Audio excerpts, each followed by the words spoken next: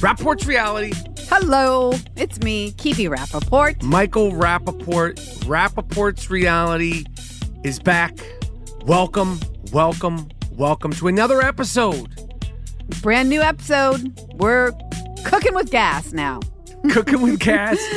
Rapaport's Reality, the all Rapaport's Reality podcast where we talk all things popular culture, all things reality TV, and a little bit about us. The reality of the Rapaports. The reality of the Rapaports. Last couple of episodes, we seem to kind of focus on that a little bit because you're a lot. I am a lot.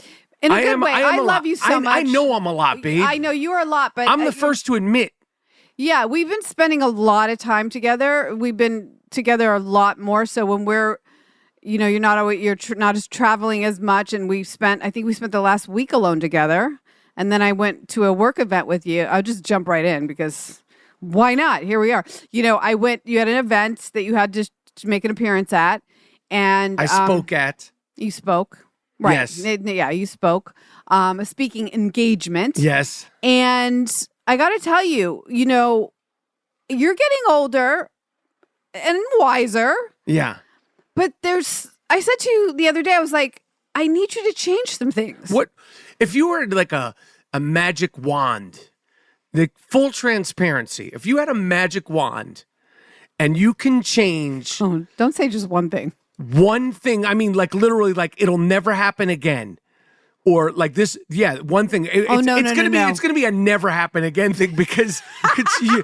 And I have a sneaky suspicion of what the ideas might be. But if you had a magic wand when you could go, my husband will never do this again. Well, there should be, you know what? The magic wand will disappear. No, wait a second. I can't just do one. That's you only get one. The magic wand. Yes, it's a magic wand. Okay, if there's magic wand. Okay, listen. I don't want to say it because there's several. You got to pick one. You should give me top 3 things. Okay, top 3 things. The first thing would be the snorting. When you snort, like blow your nose. That's a sound that I rarely do on air. And please don't, ever. Because the world. Ugh. But I'm just going to do it one more time, and the only time you'll hear it on the show.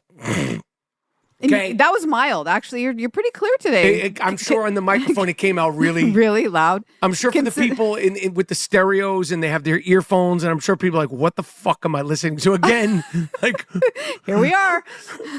Okay, so listen, considering the allergies that we're, the allergy pollen that we're having here in New York, that was not bad. Okay, so number 1 would be the snorting. Yeah. Number 2 would be... the spitting. Like when we're walking on the street and you hawk one up and then spit it, like sometimes it's been known to blow back in my face. You like say if I'm not, that. You say that. It has 100%. 100% it has blown back and hit me in the face, and it's just like not chivalrous. Like, no, it's not good. I don't know who taught you. By the way, I walk the streets and I look for people spitting, like workmen or guys on the street or women.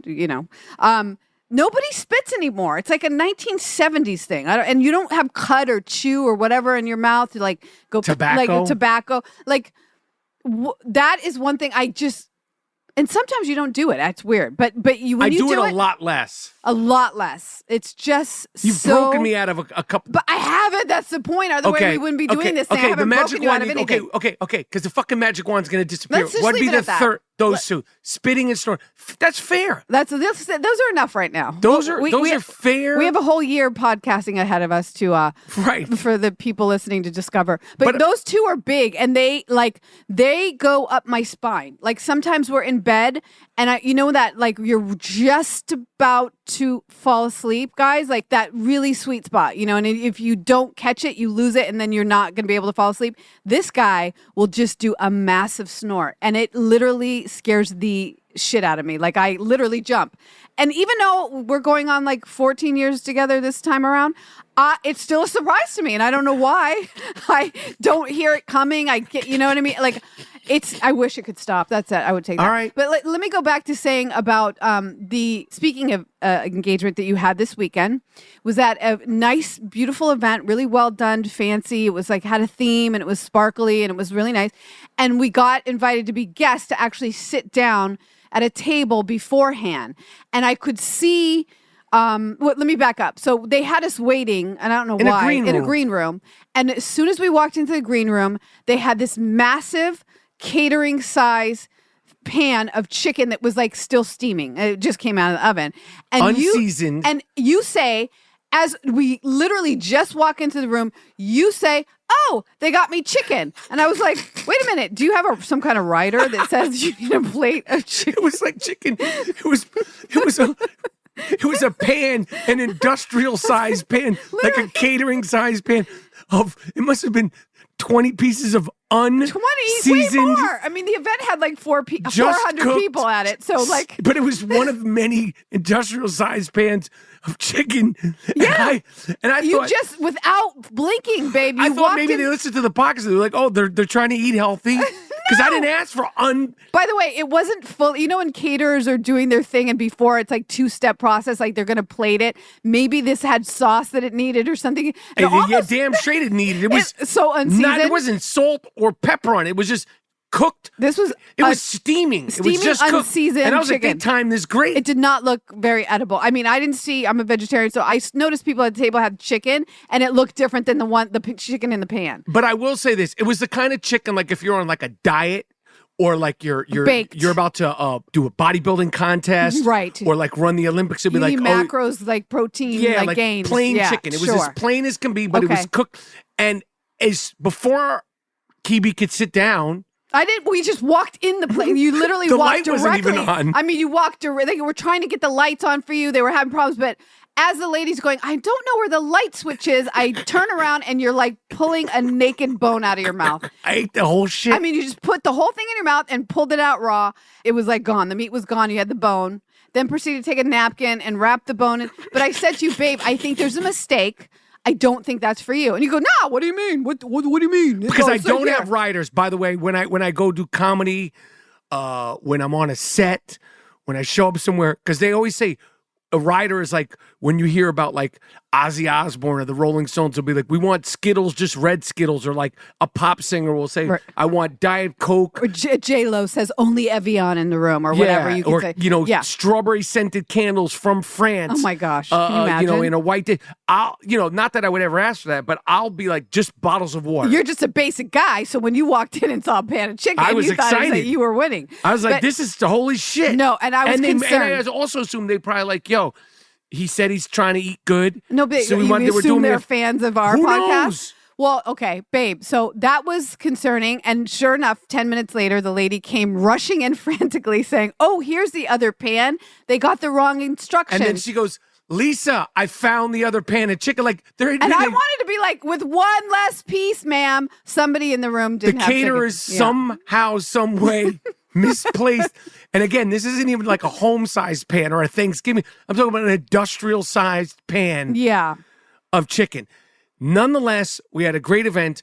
The next day, I want to talk about the Mother's Day brunch that we got invited to at our friend Julie and Alan. Mom's country club, And she kept saying, the food. Yeah. The food. Well, because Julie and Alan got married at this country club and we couldn't make their wedding because we were in LA and we had just bought that house and we were moving in the same day as their wedding. Like we got the keys this day, June 4th, the day of their wedding. So they've been. No, we sold our house and this is when we were leaving LA. No, we moved into Orange that day. Oh shit. So okay. we just got the keys, so we couldn't make it. Horrible. She's one of my closest friends. Be careful what you say with friends. Tammy's listening. She's my best friend. Because not to go deep diving. Oh yeah, I got in trouble. I told you, babe. But that was just a scenario. But these you can't give names. Oh, sorry. But you could give names. But once you say best friend, close friend, and Tammy's my best friend. Julie's my best friend. Then there's other friends, and then your mom and the Danielle and the cousins. Danielle's like a sister. Like it doesn't matter. But I should not. I told you, watch yourself. No, I shouldn't make scenario. The thing is I made a scenario like I said, this person wouldn't do that, but this person would. And I didn't mean it. It just came out that way. Anyway. Do you want to explain more or just leave it alone? No, hell no. I'm leaving her out of it. Like, I don't want to make her upset. It doesn't matter. Let's forget about it. Because she truly didn't mean, you had a little thing because you're new to the podcast game and you got to give a lot, but then you also got to keep your cards. I know, but Julie doesn't mind when I say her Julie. And Tammy obviously doesn't care. That's my heart and soul. Okay. So anyway, my point is that back up. We went to this Mother's Day brunch. They've been talking about the food at this and they place kept saying, and I said to them, okay, it's at a country club. And while we were driving, I said, you're talking about the food. I said, the one thing that I'm curious about is when we get there, is if food's so good and so alluring that there's going to be like lines? Because, when you get to these, and they said, there's so much food, there is no lines. No. Like, there's stations of macaroni and cheese. Because I didn't even get to the macaroni and cheese. There's so much food there. There's so much food. Every category of food. Brunch. And they had waffle station. And I was obsessing about waffles. Stations. And I didn't even have a waffle. I had a pancake, which is delicious. Pancake station. Several pancakes, yeah. Salad station. Fishes. There was bread. There was meats. Everything. There was a incredible. Room full of pastries. Like an entire room full of desserts. It was incredible. There was a fucking ice cream. This is 11 in the morning. Yeah, it's crazy. It was wonderful. You didn't see. I didn't walk all the way. Babe, I walked by a macaroni and cheese station. Wow. There was like assorted different kinds of macaroni and cheese. I guess Mother's Day is a big deal at this place. I think they have food is a big deal because the next big thing, I think there's a barbecue thing with it's pretty incredible. Day Memorial Day, the 4th of July, and they were like, they got everything. Barbecued lobster, shrimp. Oh my gosh. Vegan, burgers, the whole deal. We should join that country club. I mean, we don't play tennis or golf, but I would join just for the events. But I got there and I said, should we even bother to sit down at the table? Like, sometimes me, Michael Rapaport, now I know you're going to be a normal person.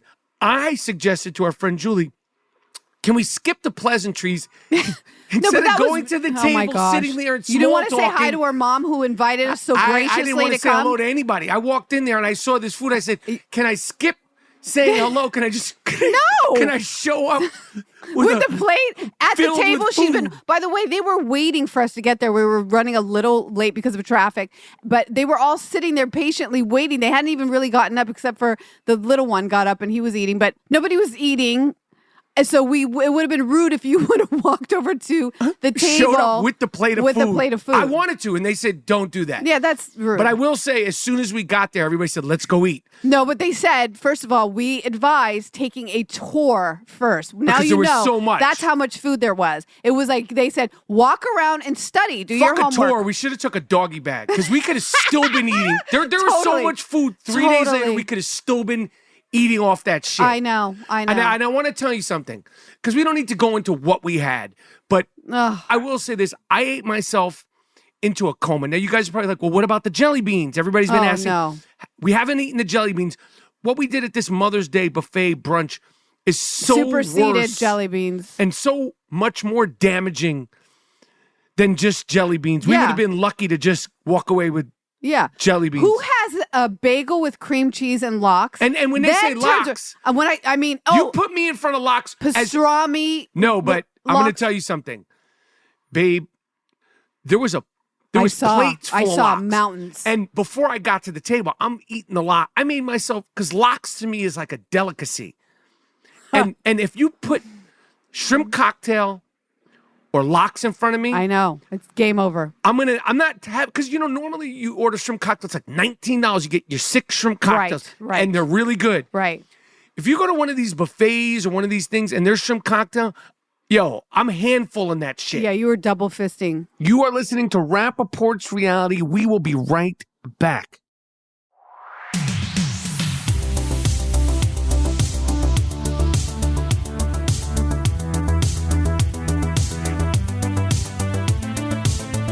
We did the first round, and then collectively, you, me, Julie, Alan, the rest of the people there said, okay, do you want to go back?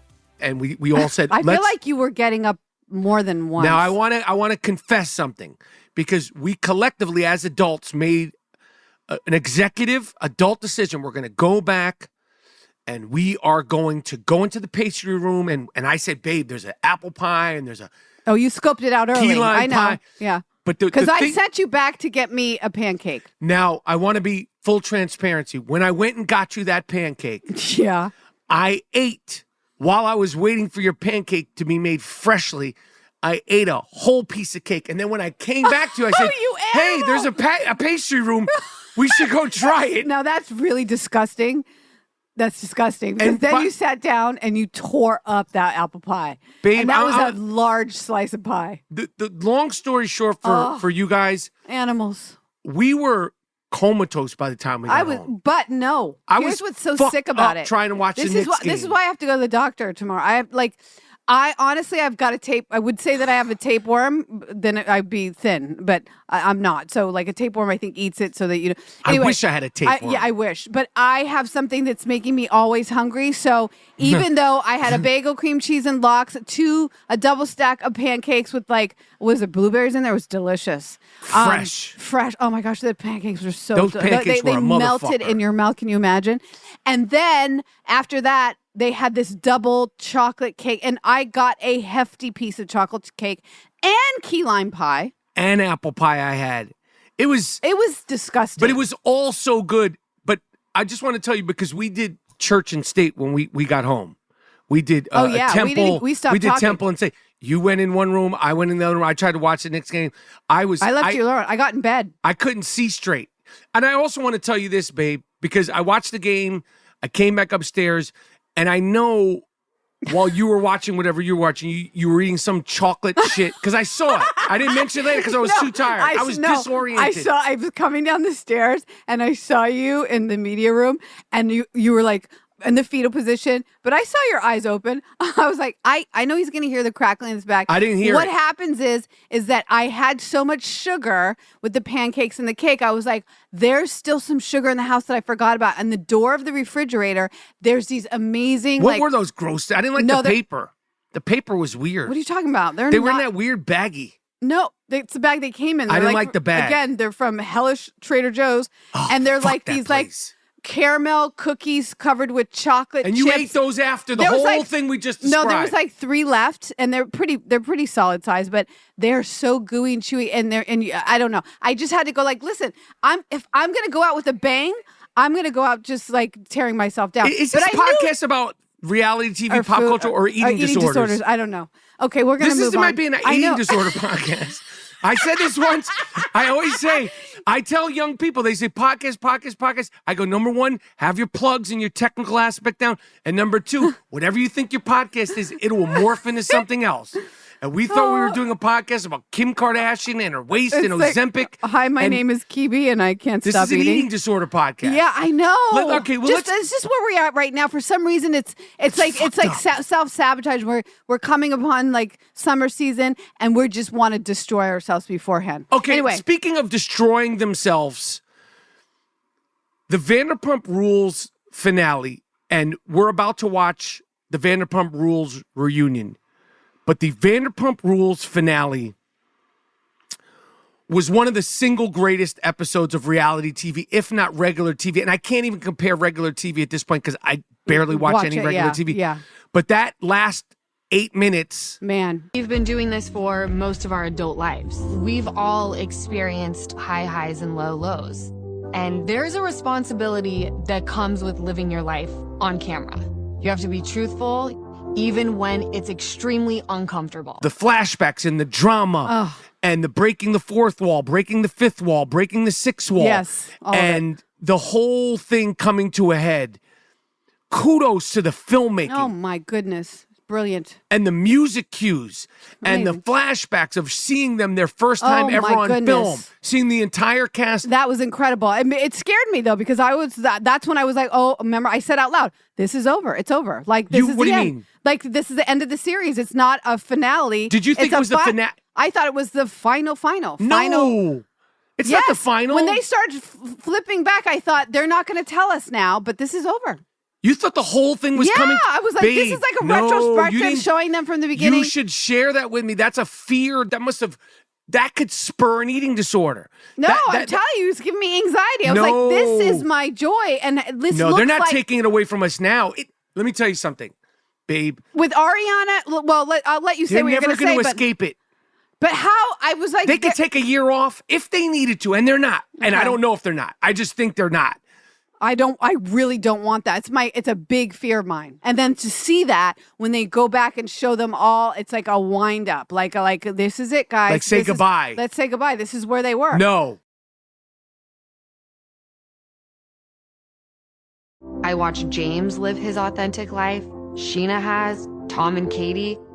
I feel I have. Sometimes you have to stick to your boundaries If your peace is more important than that, then stand your ground. We live these difficult parts of our lives on camera, but if it's something that actually really mattered to you regardless, you would do it anyways. He's never tried to talk to me off camera. He could have written something in a letter and left it on the kitchen counter, and I could have read it at my leisure. But if you would only do it on camera, to me, you just showed your true colors. You know, in the 70s, that's how they did TV shows all the time. They would do like flashbacks of the whole thing and like flashback to the beginning for the end. For the end, no, this is somehow, some way, giving this show even more new life. This show can literally, at this point, continue on like a documentary. There's a great documentary series called 7 and Up, and then they did 14 and Up, and then 21 and Up, and I think it was 35 and Up. Yeah. And they followed these group of school kids until I think it was 55 and Up. 55 I've lost track. Yeah.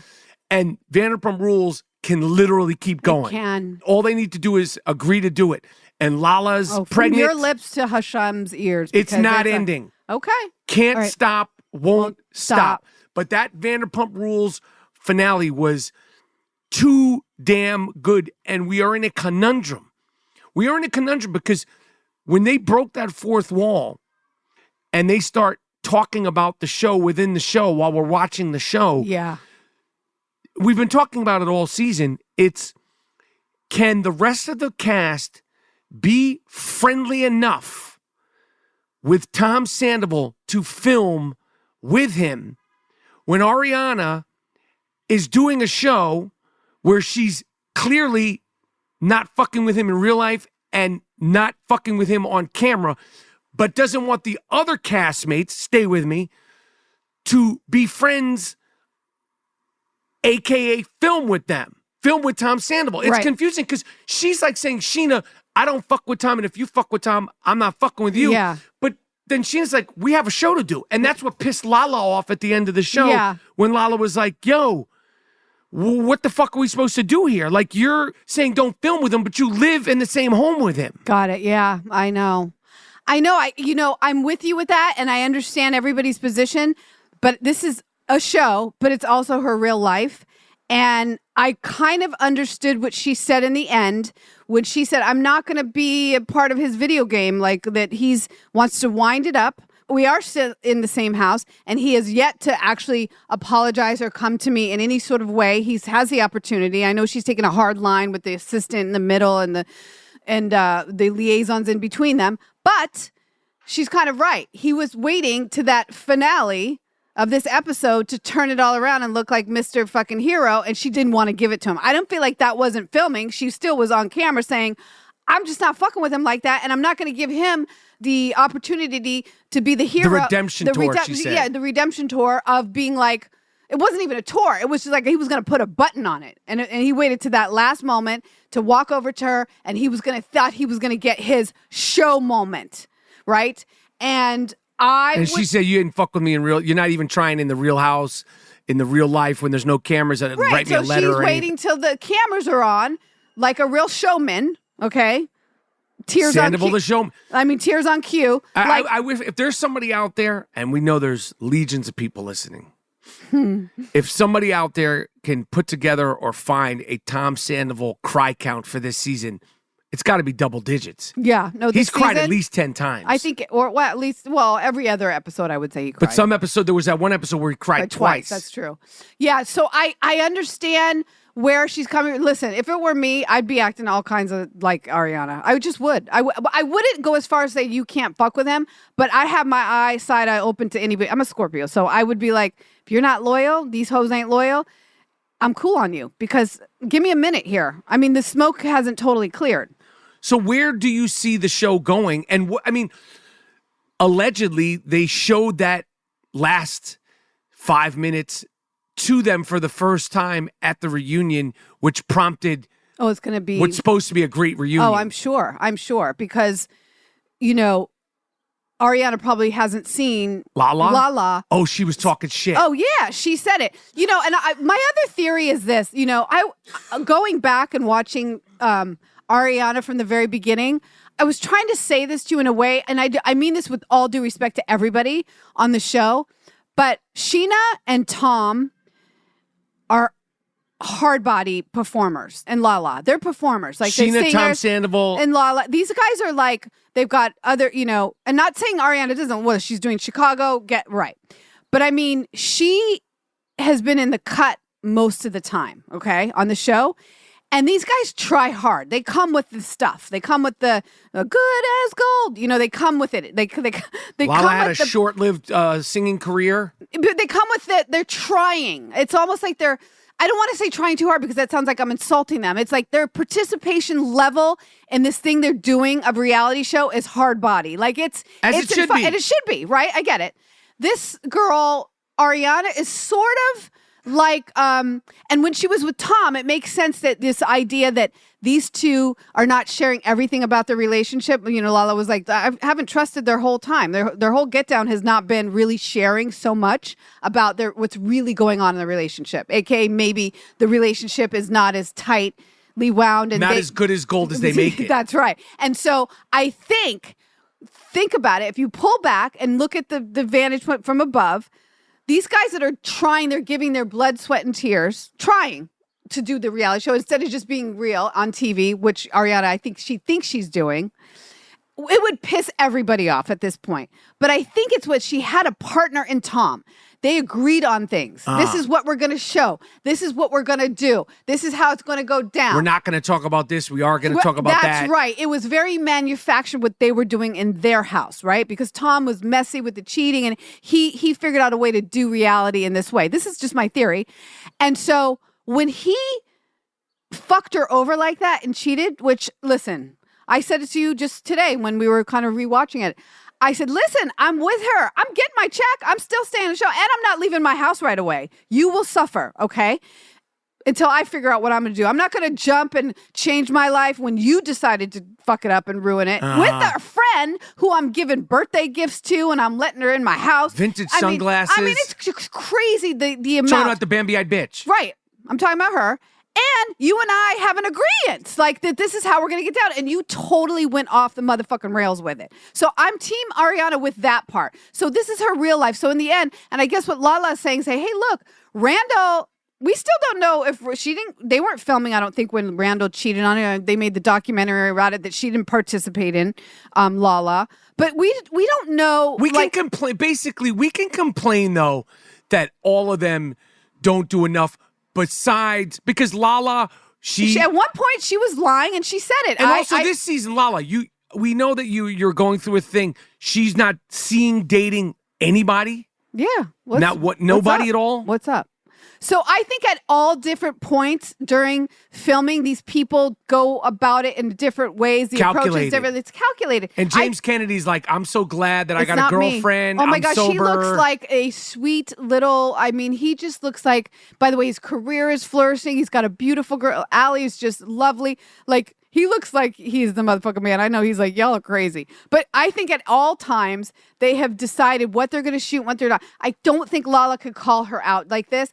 I do, dare I say, and I love Lala, but it would be really hard if I was Lala with the kind of talent she has and the beauty she has she got cheated on by Randall. He fucked her up. He was a whole house of cards of like something she wasn't expecting, although we saw it all. We all saw it. Everybody saw Randall Emmett to right. be. But I'm just saying that this person gets cheated on and now she thinks she's, Beyonce. Well, which I don't agree. She said that. She said it, but I could see how Lala, with all the talent and what she's had and what she's gone through, would say that. I'm not going to say, dare I say, jealousy. Let's just keep it real. There was discussion. Do you think Lala is jealous? Yeah, hell yeah. I think any woman would be in her position with like, oh, damn, shit, look, my life with a baby just got towed the fuck up, okay? And now you are sitting in the house with the man that tore your life up, and you're benefiting and being the benefactor of all kinds of goodness.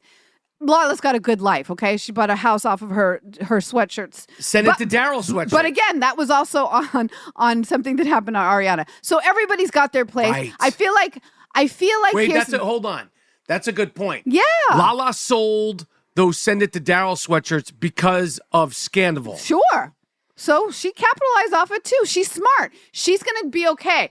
But I do think it's a little irritating for her to sit back and be like, oh, wait, huh? I just had my whole life smashed with a baby, and this is what's happening over here. And you don't want anybody to fuck with him? I think it's also challenging when you're telling everybody like who they could basically, if you can't be friends with them, then you can't film with them. True. That's the tricky part. That's where I was like, this show might be over. No, it's not over. The other thing is, don't even put that out in the world. I know. It's not going to happen. Don't say that. You are listening to Rapaport's Reality. We'll be right back.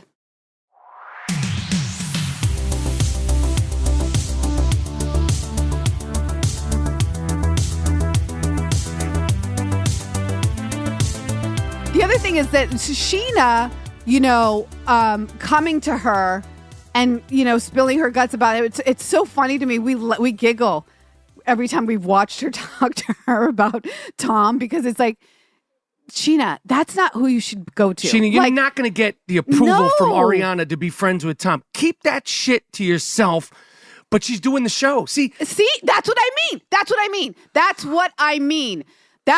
They're she's going in a rock for and a it. hard place. They are going she's for it. She's in a Brock and a hard place. She's in a Brock and hard. No, do you know what I mean by that? They go for it. Like, that's something, if I was on a reality show and that was my friend, I ain't coming up to her asking her shit. Not even for the show, not for the show, not for nothing. First of all, I wouldn't even do that in general. It's ridiculous. But like, they're going for it. They're on the show, so they're going to do the show. I'd be so curious to we need to start getting interviews, babe, because that would be a good question to ask Sheena. I think they're not allowed to tell you. No. I'd say to her, listen, I don't think that years not asking for any information. I would ask her. Okay, this is what, here's the thing. Do you seriously think that you should be sharing the fact that you're trying to mend your feelings with Tom Sandoval, which I get, with Ariana Sheena? I get that she's scared of losing her, but if you have to ask the question, you already know, I don't want to lose you. Ariana's looking at her like, well, bitch, stop. If you don't want to lose me. At that last scene when she hugs her, and I was like, I don't believe it. I think Ariana's like checked out the second she opened her mouth about Tom once again. Like, enough of this. It's crazy making. Like, I wouldn't like that. And also, that's just like code. Like, I'm not doing that. I'm just not doing it. And I don't think a lot of people do. Talk to somebody else about it. You have so many other friends to talk about. By the way, friends that agree with you, you can go to them, let the dust settle, let it die down before you're crying, about me. It's about me. During the whole breaking of the fourth wall, Lala did say, I don't know if you caught this, she said, how bad was it? Ariana bounced back with her new boyfriend, with his great abs and his long hair. She said it only took her 8 days and she was back in the cut. And she's still with the guy. Yeah, well. All right. Well, listen, the show's been great. I cannot fucking wait. Wait, I got to go back to the 8 days because I don't think that it matters that she moved on so quickly. You don't? No, I don't at all. If she was so heartbroken, then it's not that she was she's pissed and angry. She's shamed and embarrassed. This is different. Okay. This man made her look crazy in her face. It was the most disrespectful thing you can do. I don't think it's about being heartbroken about Tom. It's about being like, what in the actual fuck? This person did this to me. Him and I had an agreement. We were rolling together, whether it was we were having sex all the time or not. We talked about it. And then you do this in my house in my face. Over. That's crazy. Okay, so I don't think it's that. So she can move on. Once she knows it's over and that's what he did, well, who cares how long it takes? That's my feeling on that. Now, here's where our access, here is where our stardom, our power. Your stardom. And us doing a reality TV show podcast, we have to figure out how to maneuver and navigate through this. So I'm segueing here, and I know you don't know where I'm going, babe. No, I have no idea. But for the first, now I've been, if you follow me, Michael Rapaport, idea where you're going. In real life, and obviously if you listen to the I Am Rapaport stereo podcast, if you know anything about my persona, I have controversy every single day on social media. One way or another. It is just part of my social media persona. The majority of it is all positive. But social media and backlash, or fuck Michael Rapaport, or he's great, Michael Rapaport, but fuck Michael Rapaport, and social media sort of beef controversy I'm so used to. However, in, let's say, 10 years of being in the Bravo universe? Has it been 10 years? Yeah. 10. Let's say 10. Let's just say 10 for right now. 10, 11, whatever it's amount. 12, 13, 13, whatever yeah. it is. I have never been caught up in the blog of Bravo universe. I know what you're talking about. Now, I did have my one controversy with Kenya, which I didn't like. I didn't like that. We didn't like it. No. It was not my intention, and we've soon moved on, and everybody's happy. Me and Kenya have moved on. Yeah. Social media, they don't forget. But for the first time in my Bravo fandom career, you and I. Yeah, I don't like it. Yeah, okay, go ahead. Well, there's bloggers. I know. Because we're moving to New Jersey here. There's bloggers who, Teresa Giudice and Melissa Gorga, the Gorga Giudice beef is so real in real life for them. And it is real. It is. I'll just say our access, it is real. It's not fake. It's palpable. We saw it at BravoCon. And now they somehow... And we're talking, we're in the middle of May here. Yeah. They're digging things up from BravoCon about their beef. I know. And You were named.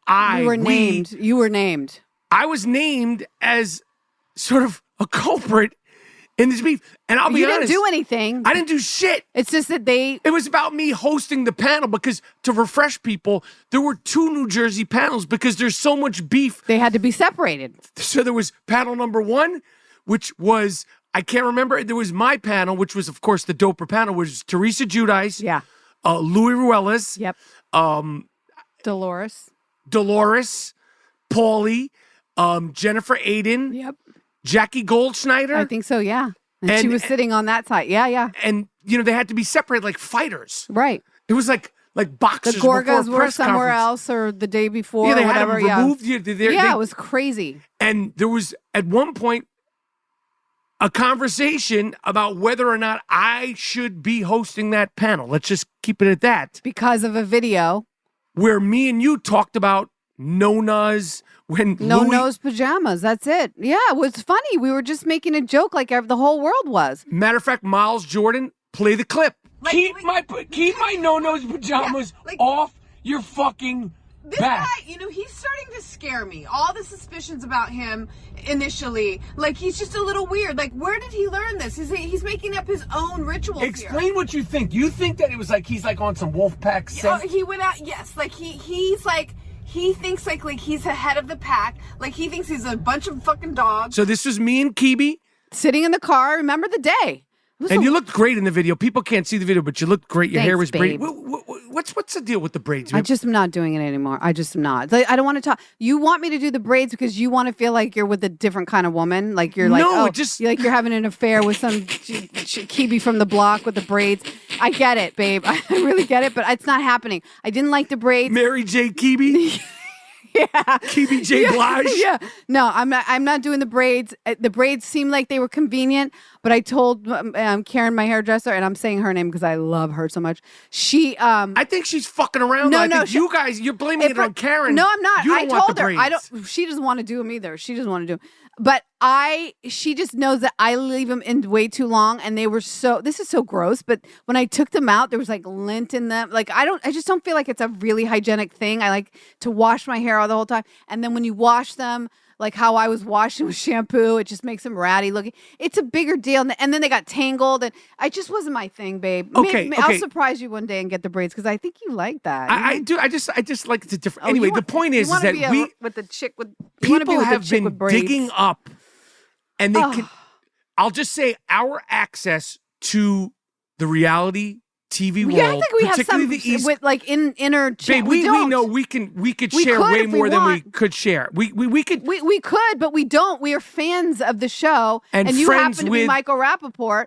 And there's one particular friend that's a real friend. I want to leave her out of it. I'm not trying. I'm not leaving, but we have access across the board, babe. Of course, if we want. I mean, we know Andy. If we want, but I'm just saying we're not The point we don't go to barbecues with these people. The point is that we.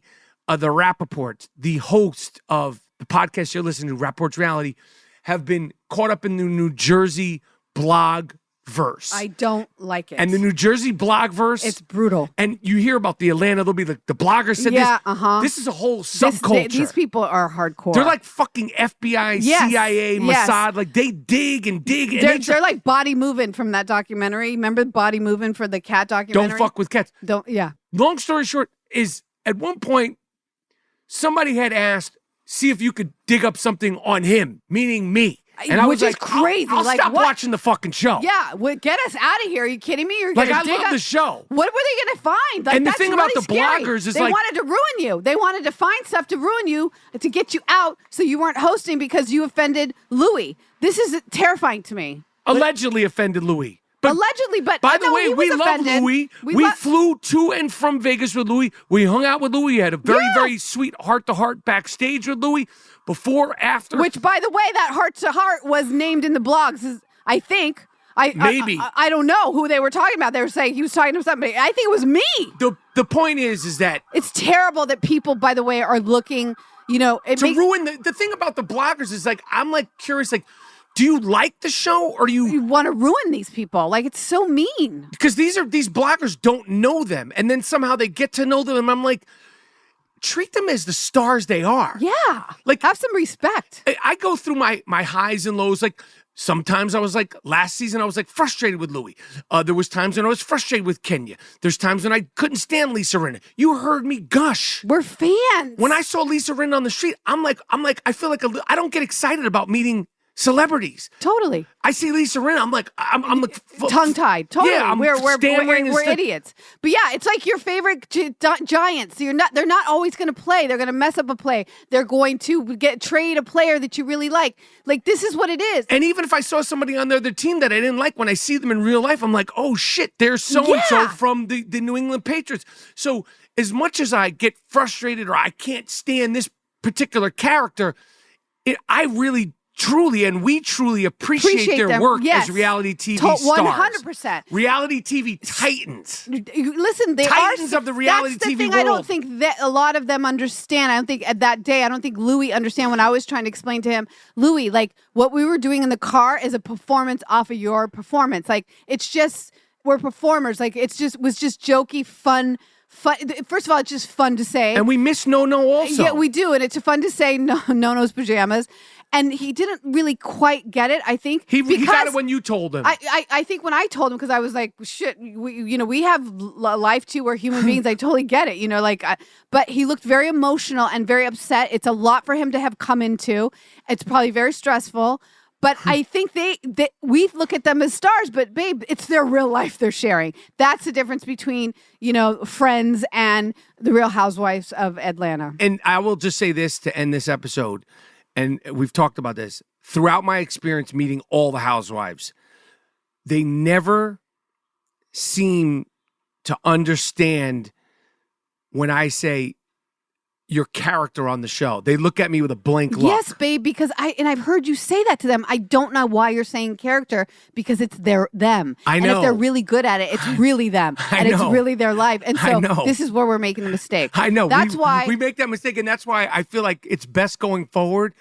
I'm going to always do Watch What Happens Live, but I just want to treat them as characters on the show because getting to know them. If you get involved, except for the one that we love the most, Dolores, that's our girl. Like, she's like a great human being. But it's like not all of them should you be too friendly with, because then it messes you up for like when you're watching. And for the show. Because if I got to drag a motherfucker, I'll drag a motherfucker. Straight up.